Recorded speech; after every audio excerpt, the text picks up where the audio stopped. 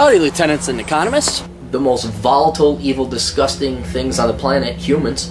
If you have a video request, you can always go to assholeconsulting.com. Yeah, I am gonna charge you, kids. And that is the importance of not fucking up. You are such an asshole!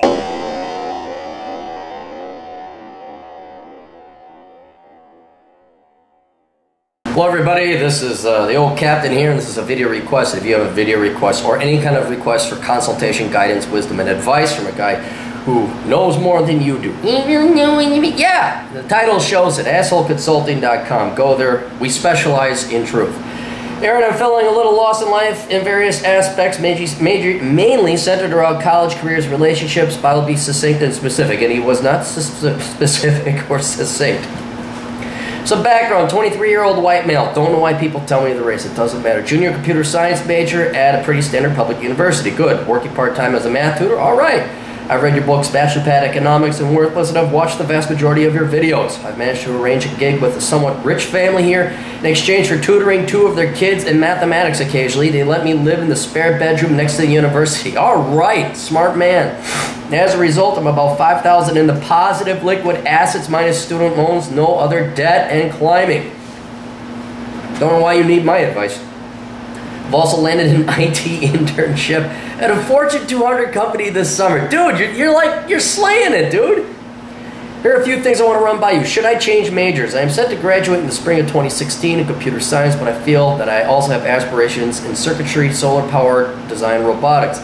I've been told that it's easier to get a job in software development with an electrical engineering degree or non-CS degree in general than electrical engineering design with a job in CS with a CS degree. If I decide I want to switch from software to hardware, whether it be right now or later in my career, I don't want my degree to limit me, but I'm not sure how seriously employers will take self-taught electronic credentials. Probably not that seriously. For perspective, changing my major will add on an additional 2 years of college, making my graduation date spring of 2018. How much effort should I put into keeping my... Okay, let's answer that question first. All right, it's really up to you. You went into computer science for some reason. Is it that you don't like software anymore, or now all of a sudden you've changed your mind? A lot of people want to change their majors mid-stride, and you know what? It's not your fault. You got these baby boomer, cocksucking, fucking Gen Xer types nowadays, 2 professors and deans. They're just screwing you kids over, make you take a ton of classes that have nothing to do with your degree. So changing mid-stride just adds to. I don't know, can you go computer engineering? Is there enough overlap between computer science and computer engineering that would be close enough to electrical engineering degree that you could then go work at the solar and robotics thing? It's a soul-searching question you have to ask. I can't tell you that. What I would do is what got you into computer science, and do you still like it? If you do, well, fuck, don't abandon that ship now. Finish your degree, get a job or get an internship. Maybe that's what you should do, get an internship, see if you like it, see if that's something you like. And then at least you figured it out. Then you know for a fact, okay, no, I got to go back to school. And then don't, give up your job. God dang it. Maybe land a job, get an internship, whatever, get some money in, take a breather from college, and then go back part-time, have them pay for your tuition to get your electrical engineering degree. So that's what I would do. But man, find out. Go work a day or 2. Figure it out. Go do some exploration, internship, something. And then once you decide you do or do not like that type of work, that'll be your answer right there. How much effort should I keep into keeping up my GPA? To be honest, I hate college classes. I find most teachers don't really teach. They simply get up on their soapbox and babble for an hour and 20 minutes, and if I'm lucky, they flick through largely unhelpful, boring PowerPoint slides. While I actually need to never take thick non-American accent. Overall, I find I'm teaching myself. Currently sitting on a 3.5 GPA out of 4. Keep it up. Keep it above that 3.5. And here's how you do it. If they ain't teaching you, use that as study time. Get your laptop out, do your studying, read through your book, get the papers, find out when the next test is, but do not let your GPA slide. I know a lot of people don't really believe in GPAs, and I don't after a while, but I would keep it up, and while you attend class, use that as study time. See if you can self-teach yourself. That's pretty much all of college. So, anyway, so yes, keep your GPA up, and use your teacher's lack of teaching as a study hall, basically.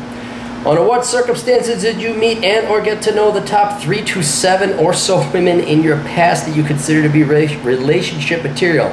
I'm at university, so the place is crawling with attractive women. I have no problem approaching, talking to, or getting dates with women, but ironically, finding dateable ones has never been more of a pain in the ass. No, it hasn't. You're dealing with the most spoiled generation of women ever in the history of the world. And I'm not saying that sarcastic. You have never found this large a group of women with so much money, so much wealth, and so much debt, and so much of a spoiled psychological upbringing, be it media, politicians, or their parents. I thought it was bad in the 90s. I do not envy you kids at all. And get used to it. It's not going to change. It's just not. Not for a while. I find that once I set a few parameters I consider essential to be relationship material, it's slim pickings. Which are, by the way, stuff I have going on. We don't have to go through that. What are you going to do? He just goes through all these. I don't care about snapshots of your dog or beach Instagram. Dude, you're 21 or 22. This is what they do. Just because they broke past that magical age of 18 didn't mean they're any different than when they were 13. God, you got a fair one. 4, put some effort into things you involved in, blah, blah, blah. But I refuse to first candidate, Along she has those traits, but unfortunately, one with all of them is incredibly hard to find. So I was wondering if you noticed any common patterns as to where these girls congregate or any advice on how to locate them. No. The way I found it was accident and through dance classes. And the dance classes is somewhat misrepresenting because if you're the dance at me, come on, really, you can't beat dance instructor. You mean it's what? George Clooney? Maybe a fitness trainer or personal trainer? That was pure dumb luck on my part that I ended up becoming a dance instructor. And that's how, and you know, it worked for itself. But even then, after like, what, 14 years, I only found 2 in 14. And that's with over, I think I added it up, like 12,000 students. The other one, I met at a roller rink when I was 17. And I think the only reason that one worked was because she was uncorrupted, because she was 15 at the time. And had very good parents. What I would do, the number one thing is to see if the parents are still together and if the dad is around and if she has a good relationship with her dad. That has been the best single variable I have found, because the dad has instilled disciplinary type, you know, this is correct, this is you know, well behavior, respectable behavior. But then also she learns to appreciate men. She loves her dad. That's the number one thing. And man, it's rare, because you got to get to the stage of meeting them, and they'll weed themselves out. And those are 4 good. I read through them. Those are 4 perfectly acceptable. But dude, don't be in relationship mode now. Do not. Just go and bang them. That's it. And you don't even take them on dates. Do not take them on dates. Take them to the bar. You go to the bar, get them drunk, nail them later. That's it. One may prove herself to be. You never know. You never know, you know, for who the toll bills, it tells not for thee, ask not when the hour cometh. You're not going to know. Like I said, though, find out where dad is. Data, you got a lot of frogs, man, a lot of frogs. Ballroom dancing, okay, place to go, not the worst, but still, you're going to deal with a lot of Christian single groups. And if you're Christian or religious, whatever your religion may be, that's a place to go. Because that's going to be a requirement probably of you.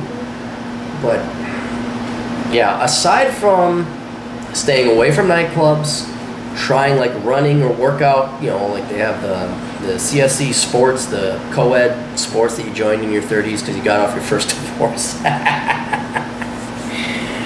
Meetup groups, whatever, hiking clubs, that's about it. But no, just get used to it, dude. Just get used to it. They are still children. They are still adult children, and they're not going to grow up soon. Anyway, I wish I could give you more help, and I wish I could have given you a solution, but there is no solution. You are just going to have to embrace the suck. Toodles.